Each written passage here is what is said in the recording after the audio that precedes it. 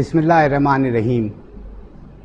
ناظرین، ہم T V کے نئے پروگرام کہیں ان کہیں کے ساتھ میں ادریس بختیار آپ کی خدمت میں حاضر ہوں۔ دنیا بھر میں بہت کچھ ہو رہا ہے۔ امریکہ میں صدارتی انتخاب ہو رہے ہیں اور ان کا ملبہ ابھی سے ہم پر گرنا شروع ہو گیا ہے، ساتھ ساتھ اس کی مذمت بھی ہو رہی ہے، اور بھی بہت کچھ دنیا کے مختلف علاقوں میں ہوتا چلا جا رہا ہے۔ لیکن فی الحال پاکستان، جہاں عدلیہ نے پچھلے دنوں ایک بہت اہم فیصلہ دیا، آج اس فیصلے کے بارے میں گفتگو ہوگی۔ یہ فیصلہ کہاں تک جاتا ہے اور کون کون سے مسائل ہمارے سامنے اور عدلیہ کے سامنے آتے ہیں، اس پر بات چیت ہوگی۔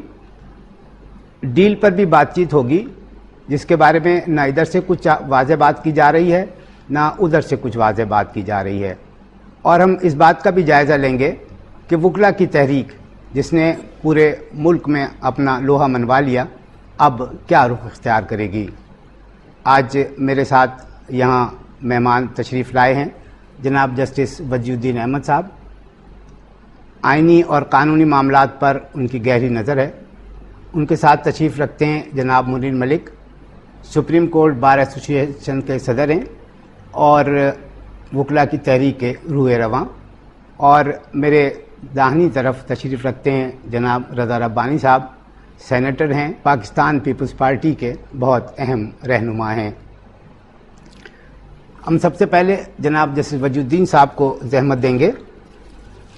وجی صاحب، اس فیصلے کے بعد چیف جسٹس کے حق میں جو سپریم کورٹ کا فیصلہ آیا، آپ کیا سمجھتے ہیں کہ عدالت کتنا بوجھ برداشت کر سکے گی اور اس پر کتنا بوجھ لوگ لا دیں گے؟ کیونکہ یہ فیصلہ ایک عرصہ دراز کے بعد امید کی نئی کرن کے طور کے اوپر ہمارے افق کے اوپر نمودار ہوا ہے، تو ظاہر ہے کہ اگر تو کسی کی چھوٹے سے چھوٹی پرابلم بھی ہے تو وہ بھی آرٹیکل 184(3) کی بیساکھی کو استعمال کرنے کی کوشش کرے گا۔ علاوہ اس کے یہ جو وقت آنے والا ہے، میرا اشارہ پریزیڈنشل الیکشن کی طرف ہے اور جنرل الیکشنز کی طرف ہے، اس میں قانونی اور کانسٹیٹیوشنل مسائل پیدا ہوں گے اور ان کا رخ بھی not in expectedly supreme court کی طرف ہی ہوگا، اور supreme court would be put to test time and again. In fact, people say that it would be put to trial. اور دیکھنا یہ ہے کہ یہ جو فیصلہ آیا ہے جسٹس افتخار چودھری کے سلسلے میں، یہ کوئی آئسولیٹڈ انسیڈنٹ ہے یا یہ ایک صحیح ڈائریکشن میں پہلا قدم ہے۔ اس کے متعلق میں آپ کو متنبہ کرتا چلوں کہ ہماری جو عدلیہ کی تاریخ ہے، اس میں ایسا بارہا ہوا ہے کہ عدالتوں نے اچھے فیصلے دیے اور اس کے بعد تھوڑے عرصے کے بعد انہوں نے اس طرح کے فیصلے دیے کہ جس کے نتیجے میں قوم نے سفر کیا، ڈیموکریسی نے سفر کیا اور ملک نے بائی اینڈ لارج سفر کیا۔ میں اس سلسلے میں آپ کی توجہ سندھ چیف کورٹ کے مولوی تمیز الدین خان والے کیس کی طرف دلاؤں گا کہ سندھ چیف کورٹ نے کانسٹیٹیوئنٹ اسمبلی کو بحال کیا، لیکن تھوڑے ہی عرصے میں فیڈرل کورٹ نے اس فیصلے کو اپسیٹ کیا۔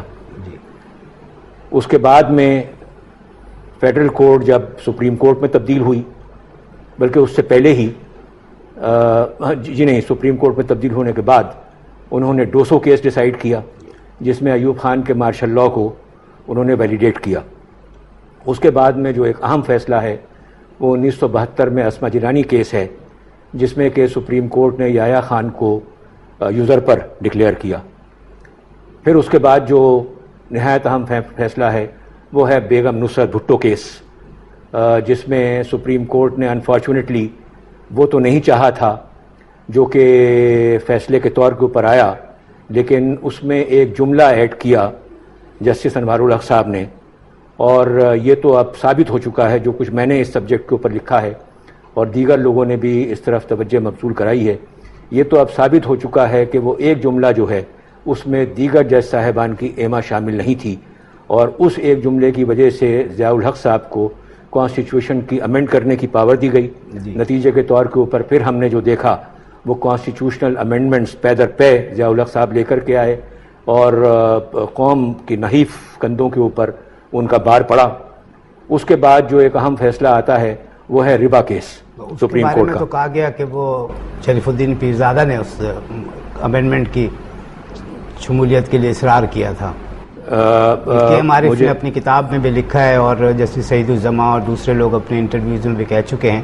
خود شریف الدین پیرزادہ نے ایک انٹرویو میں یہ اعتراف کیا، مگر انہوں نے کہا کہ انہوں نے مذاق میں کہا تھا. یہ آپ بات کر رہے ہیں نصرت بھٹو والے کیس کی؟ جی، نصرت بھٹو. میں وہ بالکل صحیح ہے کہ وہ مذاق میں کہا تھا یا سیریسلی کہا تھا، لیکن ایک جملہ اس میں ایڈ ہوا جو کہ سپریم کورٹ کے اپنے جو دیگر فیصلے ہیں اس سے ہی ظاہر ہے، کیونکہ کسی جج نے بھی ضیاء الحق کو، کئی فیصلے وہاں پر الگ الگ لکھے گئے، کسی نے بھی ضیاء الحق کو کانسٹیٹیوشن کے امینڈ کرنے کی پاور نہیں دی تھی. اب میں توجہ آپ کی دلانا چاہتا ہوں ربا کے فیصلے کے بارے میں، جو کہ سپریم کورٹ کا لیٹسٹ اچھا فیصلہ ہے افتخار چودھری کے فیصلے سے پہلے.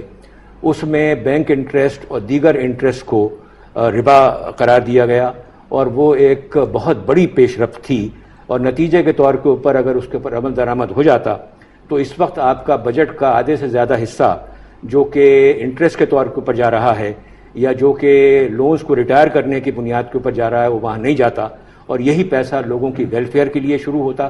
لیکن وہ ایسا نہیں ہوا، اور اس کو ایک نہایت نااہل بینچ نے اس فیصلے کو ریویو کر کے اپسیٹ کیا، اور کیس کے اندر اپنا فیصلہ کوئی دیا بھی نہیں بلکہ فیڈرل شریعت کورٹ میں اس کیس کو پھینک دیا، اور وہ وہاں پر اب تک پڑا ہوا ہے.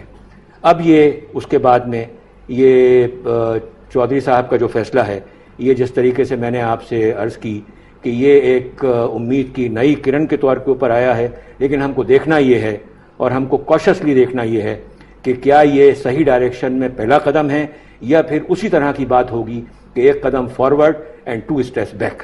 یہ دیکھنے کی ضرورت ہے. جیسا آپ نے فرمایا کہ ربا کیس میں تو سپریم کورٹ نے ایک فیصلہ دیا، لیکن عام طور پہ یہ کہا جاتا ہے کہ سیاسی معاملات میں سپریم کورٹ نے کبھی سٹنگ رولرز کے خلاف کوئی فیصلہ نہیں دیا. عاصمہ جیلانی کیس بھی اس وقت آیا جب یحییٰ خان جا چکے تھے، اور اس کے بعد جب ظفر علی شاہ کیس آیا تو ظفر علی شاہ کیس میں اور نصرت بھٹو کیس میں کوئی فرق نہیں ہے. دونوں فیصلوں میں اگر آپ ان دونوں کو کمپیئر کریں تو قوم فل اسٹاپ کا بھی فرق نہیں ہے، سوائے اس کے کہ ضیاء الحق کے نام کی جگہ جنرل پرویز مشرف کا نام ہے. اور دونوں فیصلوں میں آئین میں ترامیم کا اختیار یوزر پر کو یا فوجی حکمران کو دیا گیا. تو آپ یہ فرمائیں کہ جو چیز مانگی نہیں گئی تھی، کمپلیننٹ ایک دوسرا تھا جو ایک شخص کے ٹیک اوور کے خلاف گیا تھا دونوں کیسز میں، تو آئینی ترامیم کا اختیار کیوں دیا سپریم کورٹ نے؟ میں اس سلسلے میں آپ سے تھوڑا سا اختلاف کروں گا. بیگم نصرت بھٹو کیس میں اور ظفر علی شاہ کیس میں بہت بڑا فرق ہے. بیگم نصرت بھٹو کیس آیا تھا ایک ملک گیر مہم چلی تھی پی این اے کی، اور اس طرح کے سرکمسٹینسز پیدا ہوئے تھے کہ بھٹو صاحب جو الیکشن ہوا تھا اور جس کے متعلق کوشچنز پیدا ہوئے تھے تو اس کے بارے میں کافی حد تک اپنے سٹیپس ریٹریس کرنے کو تیار ہو گئے تھے، اور معاملات جو ہیں وہ طے ہونے لگے تھے. لیکن ایک بہت بڑے ملک گیر موومنٹ کے نتیجے میں یہ ہوا تھا. لیکن اس سے پہلے کہ اس سلسلے میں کوئی پیش رفت ہوتی تو ضیاء الحق صاحب نے بیچ میں انٹروین کیا، اور ان حالات میں وہ فیصلہ ہوا.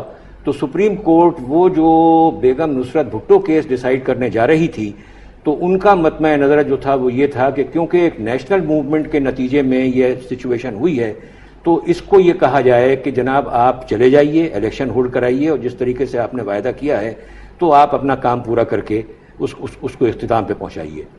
وہاں پر جو یہ شیخ ڈالی گئی کہ صاحب آپ کو کانسٹیٹیوشن کے امینڈمنٹ کی پاور بھی دی جاتی ہے, تو یہ ایک صرف واحد جملہ تھا. اس جملے کی حد تک جو ظفر علی شاہ کیس ڈیسائیڈ ہوا ہے, آپ نے غالباً ان کو اسٹڈی کیا ہے, ایکچولی جملہ جو کہ ظفر علی شاہ کیس میں استعمال ہوا ہے وہ وہیں سے مستعار لے کے استعمال ہوا ہے. ایگزیکٹلی کاما فل اسٹاپ کے وہ بھی گردانہ نہیں گیا, اور وہی کا وہی اسی انداز سے وہاں لکھا گیا ہے, لیکن وہاں حالت دیگر تھے. یہ سچویشن جو کہ زبان میں کہتے ہیں کٹ اینڈ پیسٹ کیا گیا, جی ہاں, وہاں پر حالات دیگر تھے. کوئی سچویشن اس طرح کی نہیں تھی کہ ٹیک اوور کیا جاتا, کوئی نوعیت اس طرح کی نہیں تھی کہ جس کو آپ پیپلز موومنٹ کے حوالے سے یاد کریں. وہ تو ایک جس کو کہتے ہیں بلیٹنٹ انٹرفیئرنس تھی, اور وہاں پر تو انہوں نے خود جا کر کے 3 سال کا عرصہ بھی دیا اور پتہ نہیں کیا کیا کیا. تو میں آپ سے یہ عرض کرنا چاہوں گا کہ بیگم نصرت بھٹو کیس کو آپ ظفر علی شاہ کیس کے ساتھ ایکویٹ نہیں کر سکتے. بیگم نصرت بھٹو کیس ایک نہایت اعلیٰ درجے کا فیصلہ ہوتا ان حالات میں جن میں وہ ہوا ہے, سوائے اس ایک جملے کے جو کہ ایک انآتھورائزڈ انداز سے اس وقت کے چیف جسٹس نے ذاتی منفعت کی بنیاد پر, جس کا کہ آپ نے حوالہ دیا ہے, وہ جملہ ایڈ کیا. تو بہت بڑا فرق ہے.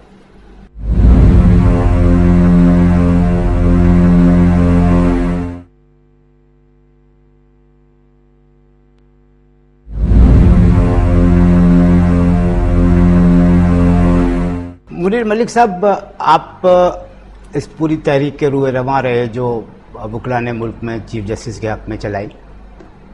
آپ کیا سمجھتے ہیں ایک وکیل کی حیثیت سے, قائد کی حیثیت سے, کہ سپریم کورٹ پر کتنا بوجھ ڈالا جا سکتا ہے؟ ادریس بھائی, سب سے پہلے تو میں یہ کہنا چاہوں گا کہ it is a singular owner کہ میں وجی صاحب کے ساتھ آج بیٹھا ہوں, اور رضا ربانی صاحب کے ساتھ اور آپ کے ساتھ. میرے لیے ایک آنر ہے کہ میں آپ لوگوں کے ساتھ دیکھیں, For all of us, for کچھ what he has done, it is an honor for all of us to sit with him. Thank you, I am humbled. دیکھیں, کچھ ایسے کویشچنز ہوتے ہیں جو پولیٹیکل کویشچنز ہوتے ہیں جن کو آپ نے پارلیمنٹ میں اور اسٹریٹس میں سالو کرنا ہوتا ہے. بدقسمتی سے ایک نیشنل سائیکی یہ بن گئی ہے ان آر پولیٹیشنز کہ یہ پولیٹیکل کویشچنز میں بھی ان کو سپریم کورٹ یا ہائی کورٹس بیل آؤٹ کریں. وہ بالکل غلط سائیکی ہے. اگر آپ یہ چاہتے ہیں کہ جنرل پرویز مشرف ان اسمبلیوں سے الیکٹ نہ ہو تو پھر آپ کو استعفے دینے ہیں, پھر آپ کو اس الیکٹرل کالج کو میننگ لیس بنانا ہے. یہ ہیں پولیٹیکل کویشچنز. اپنی پولیٹیکل ذمہ داری جو آپ کی ڈیوٹی ہے ایز اے پولیٹیشین, وہ سپریم کورٹ پہ تھوپنی, وہ سیپریشن آف پاورز کے پرنسپل سے منافی ہے. یعنی آپ کا کہنا یہ ہے کہ سپریم کورٹ پہ سارا بوجھ نہیں ڈالنا چاہیے. ہر آدمی اگر اپنی جیسے اب مہنگائی کا معاملہ بھی سپریم کورٹ میں چلا گیا ہے, اور معاملات مہنگائی کا معاملہ ایک الیکٹرک کا مسئلہ ہے. جب الیکشن ہوتا ہے وہ شنٹ آؤٹ کرے اس گورنمنٹ کو جو مہنگائی کی ذمہ دار ہے. کیا مشرف صاحب جو ہے وہ ان اسمبلیوں سے الیکٹ ہوں گے یا نہ ہوں گے, اس کو ارریلیونٹ بنانا یہ سیاستدانوں کا کام ہے. اگر آج جو ہے فرنٹیئر کی اسمبلی ٹوٹ جاتی ہے, بلوچستان کی اسمبلی ٹوٹ جاتی ہے, تمام اپوزیشن کے ارکان جو ہے استعفے دیتے ہیں, تو کیا وہ الیکشن پاکستان کے عوام کی نظر میں کریڈیبل ہوگی جس میں کوئی بھی اپوزیشن ممبر نہیں بیٹھا ہے اور یونیفارم میں یا بغیر یونیفارم کے PMLQ سے